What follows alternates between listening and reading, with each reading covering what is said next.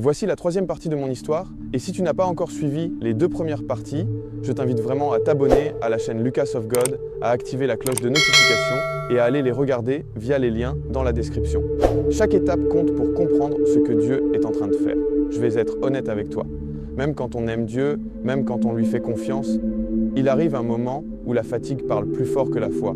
Pour moi, cette saison est arrivée après tout ce que je traversais.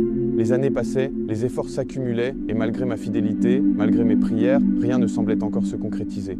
Il y a eu des jours où je continuais à travailler mécaniquement, mais où mon cœur était lourd. Je ne remettais pas Dieu en cause ouvertement, mais intérieurement, une question revenait sans cesse. Seigneur, jusqu'à quand? Je continuais à prier, oui, mais mes prières n'avaient plus la même saveur. Je méditais moins longtemps, je doutais en silence. Pas un doute bruyant, mais un doute épuisé. Autour de moi, certaines situations devenaient encore plus difficiles.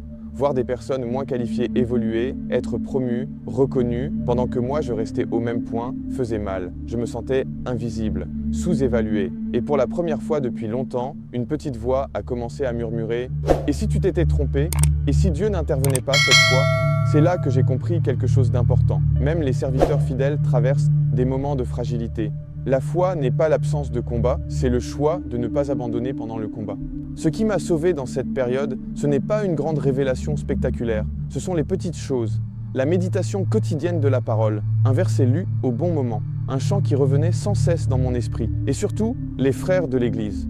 Un jour, sans que je n'ai rien demandé, certains frères sont venus vers moi, ils ne connaissaient pas tous les détails de ma situation, mais Dieu les avait utilisés. Ils m'ont encouragé, ils ont prié avec moi. Ils m'ont rappelé que Dieu ne se repent jamais de ses promesses, que le silence de Dieu n'est jamais son absence. Ces moments ont rallumé quelque chose en moi, lentement, doucement. Ma confiance n'est pas revenue d'un coup, mais elle est revenue plus solide, plus mature. J'ai recommencé à méditer profondément, à déposer mes fardeaux sans exiger de calendrier à Dieu. J'ai compris que parfois, Dieu nous laisse toucher nos limites pour que nous apprenions à nous appuyer uniquement sur lui. Et c'est justement à ce moment-là, quand je ne m'y attendais plus vraiment, que les choses ont commencé à bouger.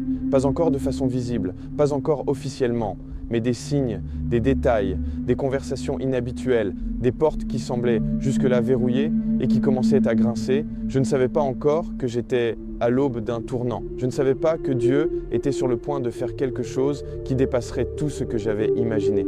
Mais aujourd'hui, avec le recul, je peux dire ceci. C'est souvent juste après une épreuve intérieure que Dieu libère une percée extérieure.